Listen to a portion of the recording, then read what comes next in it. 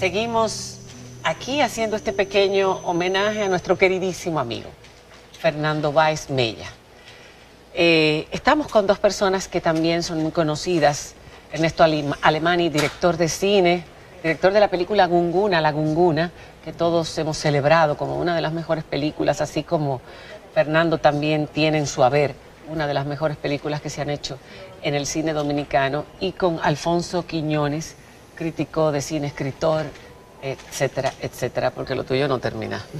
Alfonso estaba haciendo precisamente un documental, una de las especialidades de Fernando, que era la especialidad documental que no era solamente sobre naturaleza y ecosistemas y conservación de ambiente, sino también de personas y de historias, y que ya vamos a hablar de ella, pero yo quisiera entrar en la etapa del cine, que yo sé que era lo que siempre había soñado hacer Fernando.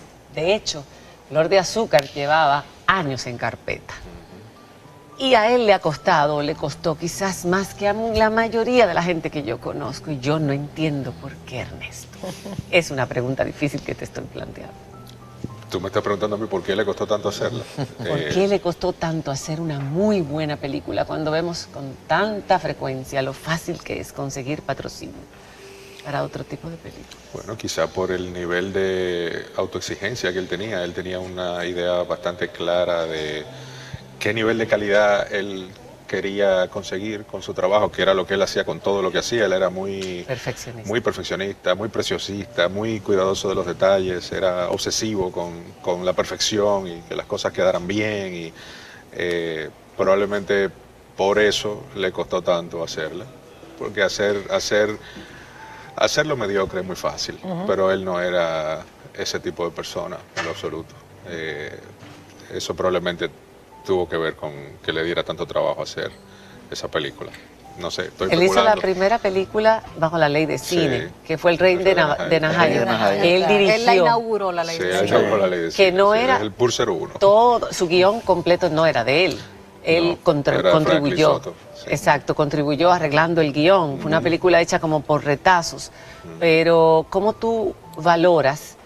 Son 3 películas, realmente. Su trabajo cinematográfico. Flor de Azúcar, Misión Estrella, que fue la última, y la primera, El Rey de Najayo. Bueno, lo que pasa es que Fernando es alguien que tenía una trayectoria que inevitablemente tenía que terminar ahí. Definitivamente. Era así, o sea, es como que nosotros, sus discípulos, o sea, mi generación, que es discípula de esa generación, de Fernando, de Claudio, de Máximo José, de Pelli, de todos esos, nosotros realmente encontramos un camino allanado, un trabajo hecho que facilitó el nuestro, que nosotros llegamos a una parcela ya chapeada. Exacto. Digamos, ellos tuvieron que remar el lodo para hacer todo lo que hicieron. No sé, era inevitable que él terminara donde él siempre quiso estar, que era en un set cinematográfico haciendo cine. ¿Y cómo tú valoras su trabajo cinematográfico? Fernando era un maestro. En una palabra. Fernando era un maestro, en todos los sentidos. Era una persona de la que uno aprendía por ósmosis. Era una persona que tenerla al lado transmitía cosas, era así. Pero se preocupaba por enseñar también. Él era muy didáctico. Yo a Fernando lo conocí teniendo yo 14 años. Él estaba en ese momento haciendo un trabajo para un programa de televisión que tenía mi papá, y ese verano coincidió con las vacaciones de verano. Tu papá con María Elena Núñez en ese entonces. Buenas noches se llamaba el programa. Y eso coincidió con unas vacaciones de verano, y a mí me colgaron de arete de Fernando ahí para que fuera. Yo tenía inquietud y quería ir a ver y conocer y tal. Y yo me pasé 2 semanas maravillosas cogiendo boches sí, porque él era muy severo. Él era así como era de afable, de decente, de humano, de cariñoso, dulce y tierno. Una persona exquisita, un tipo muy culto, muy conversador. Tenía siempre muchas cosas que decir. Muy inquieto. Muy sabio, muy curioso, era brillante. Pero un tipo brillante. Pero tenía carácter. Claro, pero tenía un carácter fuerte, tenía la mecha corta. Él era muy severo. Porque exigía. Porque era muy exigente, y era muy detallista, muy minucioso. Entonces había que hacer las cosas bien o bien, no había otra posibilidad. Entonces, eso realmente yo lo valoro mucho. De ese verano, esas 3 semanas yo me pasé ahí con él. Escuela. Fue una escuela que tu experiencia es la de casi todo el que hoy día está trabajando en cine, porque casi todo el que hoy día en República Dominicana está trabajando en cine pasó por las manos de Fernando Báez en algún momento de su carrera. No, y de hecho cuando yo empecé como director, finales de los 90, Unicornio era uno de los lugares donde inevitablemente íbamos, porque tenía un buen estudio, estaba muy bien montado, muy bien instalado, como todo lo que él hacía. Como todo lo que él hacía. Y la primera vez que me tocó ir a filmar allá, coincidimos en un pasillo y él me abrazó. Mi hijo, qué bueno verte aquí, mira todo lo que hay aquí es tuyo. Cuando tú no tengas dinero no te apures, tú me llamas, que a tu muchacho le gusta mucho cobrar. O sea, ese era él. Me decía, tú eres hijo mío, tú aquí lo que tú quieras. Así, y no solo lo decía, realmente se lo hacía sentir. O sea, no fueron 1 ni 2 veces que yo llamé a Fernando para pedirle un favor y él no me preguntaba absolutamente nada. Ven, busca lo que tú quieras. O sea, ese era él. Y era muy abierto, la verdad era una persona maravillosa. Yo tengo mucho que agradecerle a él y de su calidad humana habla sobre todo esa relación que él tiene con sus hijos. La manera en la que sus hijos lo idolatran y la manera en la que siempre han hablado de él. Eso habla de la calidad humana de Fernando. Flor de Azúcar fue su niña linda. La soñó, recuerdo cómo me contaba, cómo lo que quería hacer. Incluso cuando todavía estaba en filmación vino aquí a hablar de ella. Luego cuando la estrenó vino aquí a darla a conocer por primera vez. Y Flor de Azúcar tuvo varios reconocimientos. Entre ellos fue una de las películas que estuvo en competencia para ser presentada como película extranjera en los premios Oscar. Fue la postulación dominicana. La postulación dominicana. Yo estuve ese año en el concurso, o sea, en el jurado de selección. Sí. Es un cuento de Juan Bosch. Sí. Es una historia con Héctor Aníbal, una actuación de Héctor Aníbal y un cast maravilloso. Es una historia muy dominicana.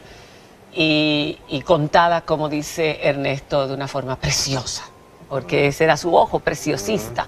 Vamos a ver lo que él, de su voz, dice sobre esa su realmente ópera prima. Un gran atrevimiento de parte mía parafrasear a un autor de la estatura de Bosch. Y lo que hacemos realmente es eso, hacer una paráfrasis del autor. Él cuenta una historia en 7 páginas, a donde habla de una situación que pasa de un año a otra, pero no da los detalles de qué aconteció entre un año y otro, entre una Nochebuena y otra. Y de eso se trató. Lo que hicimos fue en 1948, lo ubicamos en una película de época, y aprovechamos para poder hacer uso de toda esa riqueza de la literatura de Bosch, con la que yo me identifico tremendamente, porque yo diría que si yo hubiese escrito como Bosch, de seguro, o si Bosch hubiera tenido una cámara, hace lo que yo sé hacer. Tú llevas en imágenes la poesía y la narrativa. Pero nuestra gente juega un papel muy importante, porque no son paisajes vacíos. Yo pienso que lo bonito que tiene la película es que lleva una carga de lo que somos como dominicanos, de la cultura dominicana, esas estampas de esas campesinas que lavando en el 1948 cantaban y enviaban un mensaje interesante. De hecho, hay una escena donde yo me tomé, tú sabes, esa licencia creativa inspirado en las hermanas Mirabal. Desarrollé una escena que se da en un río de un grupo de campesinas cantando. Y definitivamente hacen un canto de protesta en pleno de la tiranía de Trujillo, y dejan de cantar esas bellezas de río que traes agua pura, que riegas todas las flores. O sea que es la película entera es una poesía. Una hermosísima película que ojalá que todos salgan ahora a querer verla, pero que le costó sangre, sudor y lágrimas, porque perdió mucho dinero. Dime, Alfonso, ¿por qué? Perdió dinero y pasó mucho trabajo para poder conseguir el presupuesto, o sea, el financiamiento para la película, porque él era un hombre noble, era un hombre pícaro. Él no era un hombre pícaro, era un hombre que amaba el arte y hacía el cine por amor al arte. Y así todo lo que él hizo, lo hizo de esa manera. Y lo hizo poniendo por delante es decir, su economía. Las películas de él realmente, o sea, todas les trajeron Misión pérdida. Estrella, Y Misión Estrella tampoco, que pudo ser otro exitazo, porque tiene todos los condimentos para eso, pero no lo fue. ¿Tú sabes por qué? Porque Misión Estrella necesitaba de mucha publicidad. Y como tú sabes, la ley no contiene dinero, no contempla dinero para la publicidad. Y si tú no tienes posibilidad de publicitar una película como esa, la gente no va a ir al cine. Tú estabas trabajando hasta ahora en un proyecto con Fernando Báez. Sí, estábamos haciendo, llevamos un año haciendo un documental sobre Joseito Mateo. Realmente el documental ya tenemos, digamos, un 65, un 70% de material rodado, varias entrevistas con Joseito, ahí estamos viendo el teaser de lo que hicimos. Yo era productor con él y guionista.